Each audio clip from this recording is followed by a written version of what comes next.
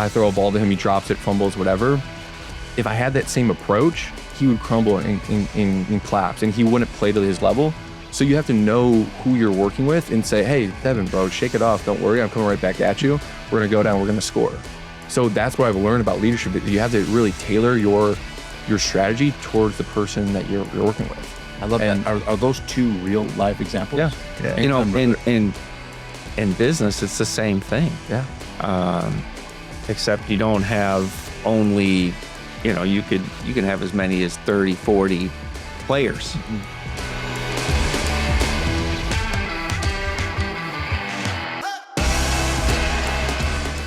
Welcome to another episode of Brothers, Battles and Bounty, where family, success, and future business converge. I am your host. I'm Andreas. I'm Sam. I'm Stefan. And I'm Martin. And we're here with a special guest. I'm going to go through Sam's background. Whoa. Oh, Take it wait. easy. All right, let's try it again. This podcast is represented by Trendler Incorporated. Nice. Very nice. How's that? Was that better? I love it. That was much better. What was the voice? What was that supposed to be? Tried to sound like you. Okay. Deep. You got some masculine. You got some work to do. Yeah. So with that, I'm going to introduce our guest, Sam Pipras. Did I pronounce that right? Yeah. Very nice. Today's guest is Sam Pipras, a proven leader shaped by competition, discipline, and the relentless pursuit of growth. Sam is the Director of Commercial Development at Americanstruction. Did I say that right? Yeah. Oh, very nice. A fast-growing, woman-owned, family-operated commercial and residential roofing company based in Mokina, Illinois, serving the greater Chicagoland area. Originally from New Lenox, and still in New Lenox, actually, Sam spent his high school years as a quarterback and team captain, forging the resilience, accountability, and leadership mindset that still defines how he shows up today. He studied economics, rhetoric, and classics at Wabash College, blending analytical rigor with the power of persuasion. His career began in the pressure cooker of commercial real estate private equity in Miami, Florida, working on multi-million-dollar transactions with institutional and high net worth investors. From there, Sam took his ambitious goals to globally, moving to Sydney, Australia, where he became a top 5 national sales performer at one of the country's largest real estate fintech firms, driving over $25 million in qualified loan volume. Now back in Chicago, Sam is focused on scaling Americanstruction with long-term vision, combining real estate insight, sales execution, and operational leadership. Outside of the office, Sam lives by the same code, training for marathons, triathlons, and a full Ironman in the future, pushing limits through jiu-jitsu, snowboarding, and extreme adventure, always chasing growth through challenges. This is a conversation about what young professionals look for when selecting long-term employment. Please welcome our guest, Sam Pipras. Welcome, Sam. Thank you for having me, gentlemen. Well, makes my life look boring. Holy cow. Very nice. So Sam and I met interesting way. I was on assignment working one of installations, and the proprietors didn't show up yet. It was like about 20 minutes, half hour. So there's a coffee shop below what this installation was. They took an old bowling alley and converted it to a nightclub. And it's a really awesome concept. I mean, it's doing great. That's right there in Frankfurt, right. And went to get a cup of coffee. Sam was there. We start talking, and next thing you know, we're buddies and, just continuing to delve into different stuff. And when we met, that was right before, I'm like, so what do you do? He's like, I'm thinking about going to Australia. And I'm like, wow, so that was right at the time. You have some experience with that. Amen. Yeah. Amen. Yes, we talked about that too. So anyway, that's kind of how Sam came into the circle, and he's a great guy, absolute wonderful person to have in my network, and I'm honored to have you on the show. So I mean, it's really, really great. You mentioned something in his education. I heard a word and I wasn't quite sure what that meant. And his Rhetoric. rhetoric, yeah.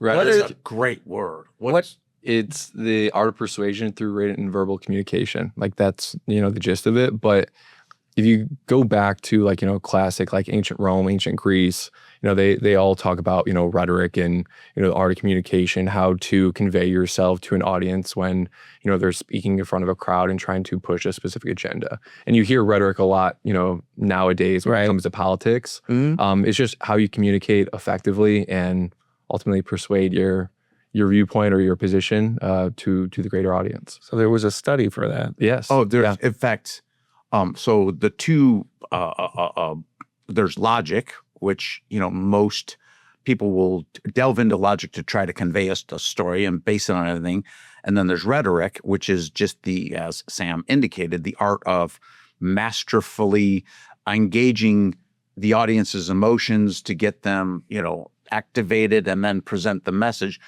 Persuasion is the ultimate, but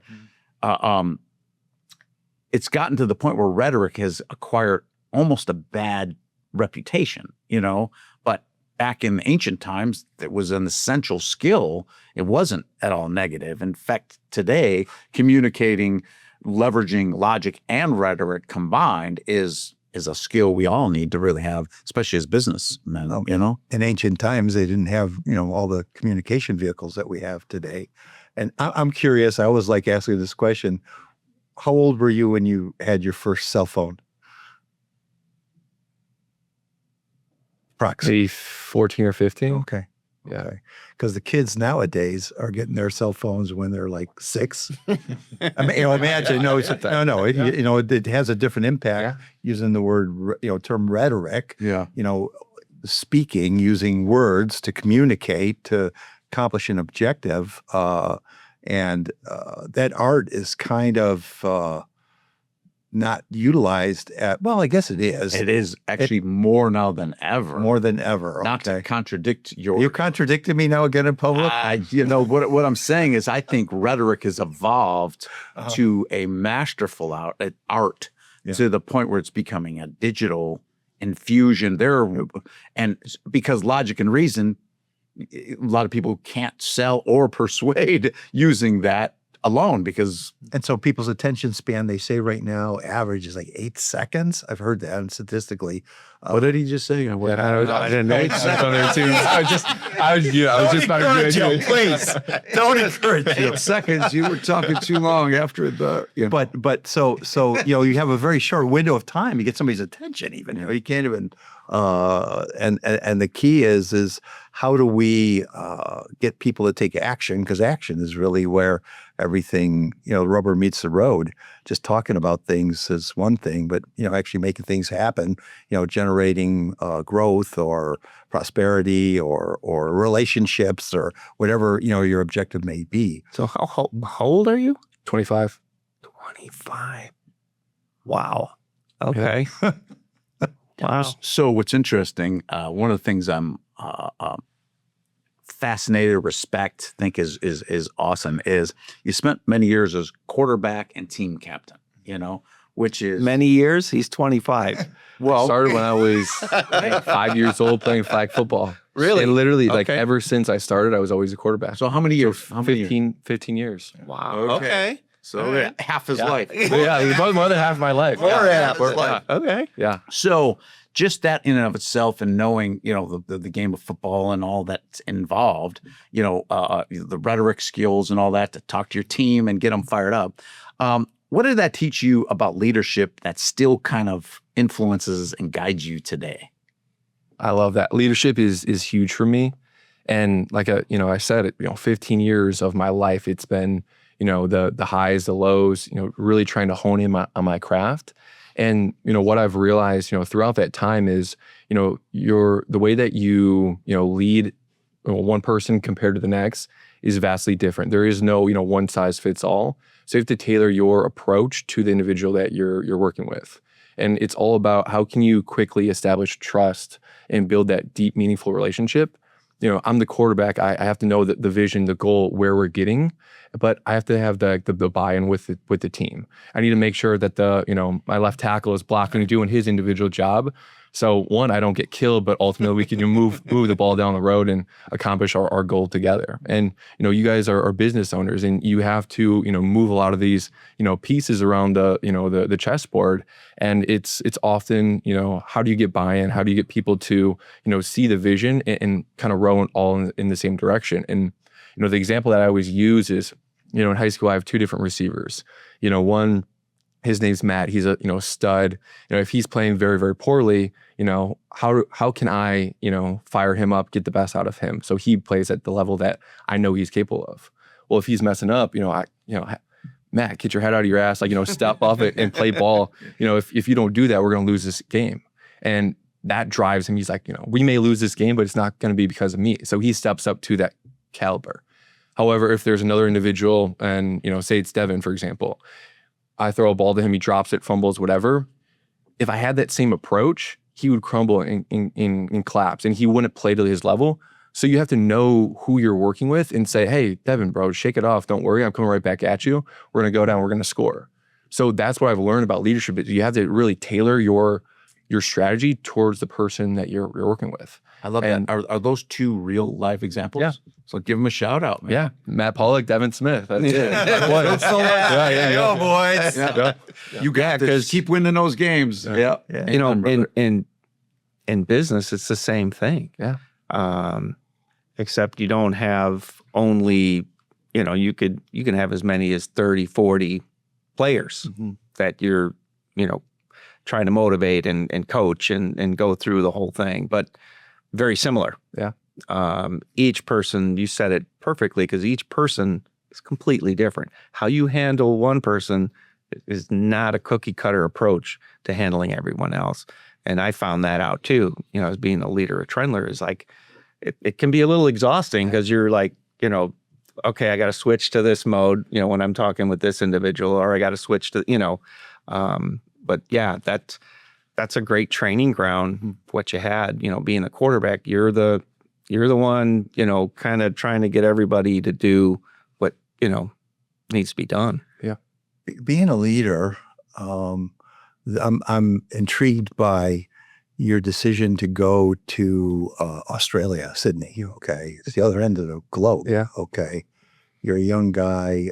This is more than just being a leader. It's really reaching down in the core of who you are, what you are. You're going somewhere where you're totally potentially vulnerable. You don't know what's going to be there when you get there.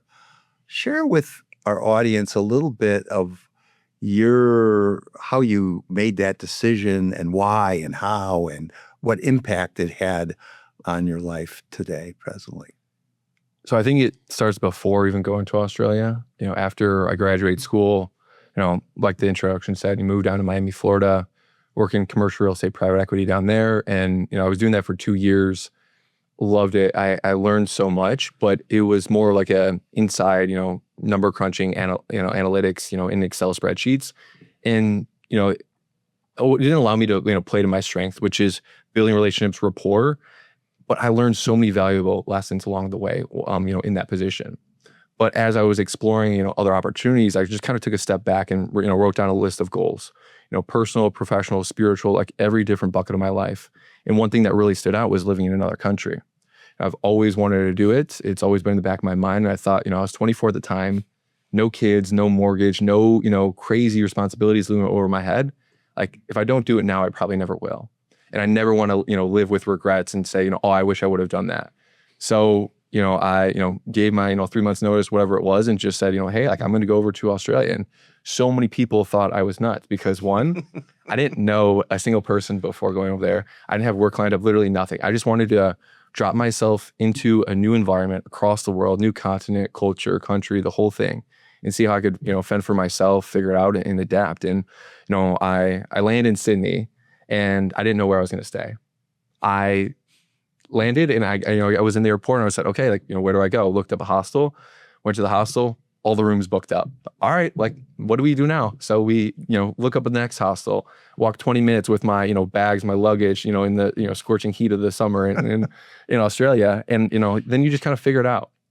So, what I was doing to find work is I was just going into office buildings in the, CBD area, the business district. I would go into office buildings that had cafes in their lobby. I would just spark up conversation with people. I'm Sam. I just moved over here from the U.S. And I had some good success. I jumped on calls and set on my resume and the whole thing. But I found that the amount of time I was spending there, I wasn't generating the leads that I thought I should. So I pivoted. I would go to business bars in that same area. I would sit down from 4 to 7. I would spark up conversation with random To look people. for a job at the To look for a job. business bar. Yeah. Well, Well, the Australians, that's what they do. They drink. But so I haven't, I would order a non-alcoholic beer because when I went over to Australia, I said, I'm going to stop drinking. So it's been over a year since doing that. But yeah, so I would go to the bars and I would just spark up conversation. They're coming straight from work, so it's fresh on their mind. They're at the bar, they let their guard down. People just want to talk about themselves. And I generated so many leads that way. And just through like networking, ultimately, found myself positioned. And that's where I was working in sales at the mortgage brokerage firm. But it's all about like, I never wanted to have regrets. And, it's always been in the back of my mind. I wanted to originally study abroad in Australia. COVID, happened. So that program got canceled. I tried going to New Zealand. That one got canceled.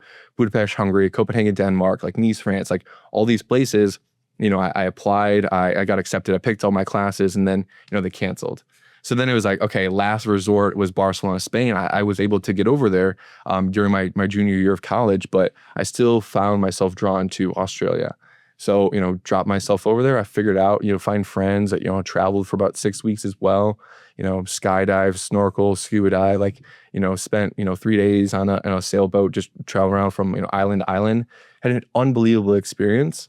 And it has completely changed like who I am. Like I didn't go over there to find myself but along the way, I truly did. I've never been more confident, more self-aware than I am right now. And it was because of those experiences. And, a lot of people, my age, I'm posting pictures on Instagram. They say, oh, that's such a great life. And you're doing so many incredible things and they compare themselves. But I was like, hold on, like, it's not all sunshine and roses. Like there's some dark times when you're, out there by yourself and you have to, really figure it out and, you're isolated, you don't know anyone. So it's like, how can you figure it all out? And I give them the good, I give them the bad, but it's truly changed my life. And I'm so happy I would do it 10 times over and I'm a better man because of it. So it's just unbelievable experience. And I say, go for it. If you have the, just the thought, I leave, I was gone for, about a year. I come back, nothing's changed. So it's like,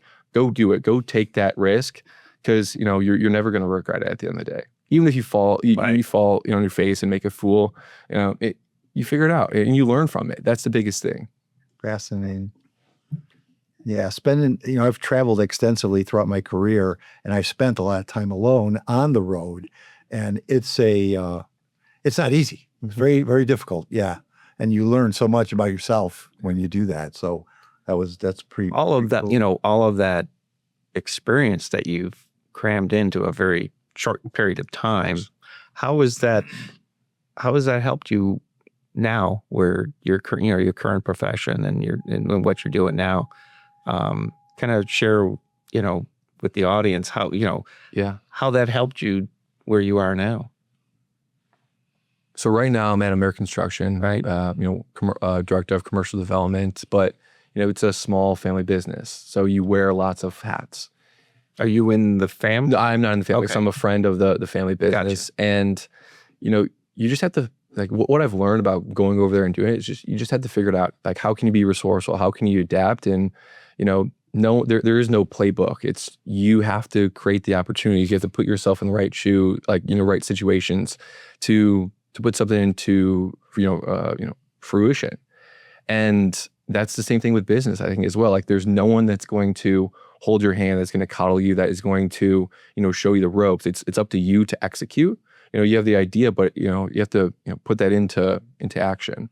And, I think going over to Australia, doing all of that has, helped me tremendously where, there's no one that's saying, hey, Sam, come do this. It's like, no, I have to, find friends. Like, okay, how do you do that? You have to put yourself in the right positions. How do you find work? Okay, you go to the business bars, like whatever it is, like you just have to do it because no one else is going to do it for you. And that's kind of the same mindset of, a small business, like sheer will and just, you got to do the work at the end of the day. So it's been huge. Sitting back waiting for it to happen isn't going to work, right? Yeah.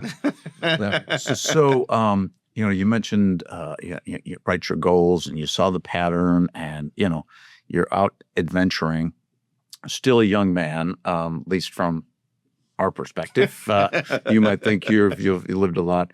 What do you see kind of for the rest of your life? And this is a kind of a philosophical question, but like what ultimately is it you want to leave a mark on the world with? Yeah. So just so you guys know, when me and Andreas met for the first time at the coffee shop, we started talking for about 45 minutes. And, he's like, I was late for my appointment. So your training of being at the bar in Australia really prepared you well for Andreas, for sure. So we're talking, and then he's like, do you have goals? I was like, yeah, of course I have goals. He's like, well, do you have your like 25-year goals written out for like every different aspect of your life? I was like, well, no. He's like, well, yeah, like how many people do you really think like have those goals? And we just had an incredible conversation. We're talking about books. We're talking about, everything. And I was like, can I get your business card? I'd love to, grab coffee with you. I'd love to, grab lunch, whatever it is, and continue this conversation. He's like, honestly, don't even bother unless you have your 25-year goals written out. And I was like, wow, like, awesome. Like no, that's great. It's like, don't, I'm here to help, but you got to at least, do a bit of the work yourself. And so I, took the next, I think like 2 weeks, I sat down in the library for like 5 hours and just kind of wrote out those goals. And, with my, personal life, my finances, my family, and, and I did that great exercise. And, what he was basically saying is like, you got to know what your North Star is. You got to know what your compass is. Like, you might not know how you're going to get there, but you got to know what you're working towards. And it was huge for me. And so, my goals, long term, I know this is kind of coming around, but like, I want to own my own business. And that's the goal for me. And, I've done, the corporate, I've done, small business. It's like, I want to see how like the sausage is made. Like, do I have the tolerance to, finance your home? Like, just like all the risk that comes along with it. It's like, can I stomach that? And right now, like, this is a great learning opportunity for me to do it. But also like, I want to have a massive family, 6+ kids. I always say, all boys non-negotiable. Like the women, like they crack up. They crack up. And like some people get like a little upset. I'm like, hey, I'm just joking, but they like it. This interesting. What's a mere contribution for you is a total commitment for that. But it's fascinating you say that. Fascinating from my perspective. When my wife was pregnant with our first, my son Ryan. Everyone's like, oh, I hope the baby's healthy. I said, it's got to be a boy. Got to be the same thing, right? So have a boy, like, it was awesome. Then she's pregnant again, and I'm like, I want a boy. Like, what if it's a girl? I said, I want a boy. As long as it's healthy. No, I want a boy. I have a girl, Justina. I'll tell you what, man. I'll have 1,000 girls to over boys, but my boy is amazing. Their kids are great. So Yeah, I mean, I love that perspective. Yeah. I have two older sisters. Like So I'm a historian, and I'm curious to know a little bit about your back. Where were you born? Where'd you grow up? Your mom, dad. Did you have a mentor? So start with where you were born and raised. Born originally, born and raised in New Lenox, Illinois. I have two older sisters, so I'm the youngest of three. My father has always been, working as like a mechanic, engineer. He's been in the elevator trades for, 15+ years. So he was, in the elevator shaft fixing it for, majority of my life. Now he's transitioned over to more of like the union rep role for like, I think, for local 2 elevator union. My mother was stay at home for, majority of my childhood until I was about 10 years old. And then she started working part-time for our local park district. And now she's, kind of running the organization over there. But originally my grandfather on my father's side, he came over from Lithuania. So, he's got an incredible story. when he was, 5 years old, he was fleeing, Lithuania because I believe Russia was invading. So, his father, my great grandfather, got a bunch of, whether it was like fake passports or whatever it was. And, they were, taking a train to, I think, Poland to then, jump on a boat to get over to America. And, he still remembers to this day when he was, 5 years old or whatever it may be, having to stop the train, get out from the train because they got word that Russian fighter jets were flying over. So everyone gets out from the train, they hide underneath it, and then he remembers that the bullets were coming down from the planes and the dirt flying up, and then he gets to America. Him and his mother, his father stayed over there, so him and his mother moved to Chicago. His mother remarries. Don't know what happened to our grandfather. And then, they had, their family, and then, obviously I trickled down from that. But, often, when I think about, my life and, all this minor little inconveniences, hardship, it's like, who am I? Like, you take, one generation, 2 generations back, and it's like perspective is a really, really big thing. So it's like this little minor inconvenience, it doesn't hold, weight to, what previous generations have done before me. So it's been, that bit of perspective has been, That's a great story. Dad's name, Grandpa's name. Grandpa's still around? Yeah. Okay, what are the names? Paul Pipras and Judy Pipras, and then my father is Gary Pipras. Okay. And Leah Pipras. So shout out Shout out to them. Yeah. Dad, yeah. And do you call it grandma, grandpa? Would you have like a Papa and Nana. Papa and Nana? Yeah. So give them a shout out. Yeah, of course. So that's it. Wouldn't be here without you. So That's thank awesome you. story. Incredible parents and incredible family. Dad, hands down, like my hero. Someone I look up to and try to emulate and be more like every single day. So he's been great for me. Same with my mother. Awesome. Get my athleticism and my drive definitely from her as well. So What's your mom's name? Leah. Leah. Shout out to Leah too. Right. Yes. Get her in there. So with the interest of time, I mean, we could have a multitude of episodes with you, and we'll definitely invite you back to have a follow-up on some other specialty topics. So wrapping up our content here, is there any closing I just think it's fascinating the risks you took. You had a vision, you had a goal, and you went for it. And I think a lot of people want to do the same thing. They just feel like, I can't do that. But your story, obviously, you can. And and I hope people that are listening out there that have aspirations like you had, just go for it. Yeah. Appreciate that. My comment is, I'm always trying to strive to become the best version of myself. And I have this little paradigm in my mind where I say, I don't want to recognize myself. If I look back a year, the person I've become, I don't want to be able to recognize myself. I've gone through so much transformation and growth. And it's been really working out well. And the goals really help everything. Last year, when I set my goal, I plan on being probably about 20 pounds lighter than I am. So I am different than what I was, but it's not quite.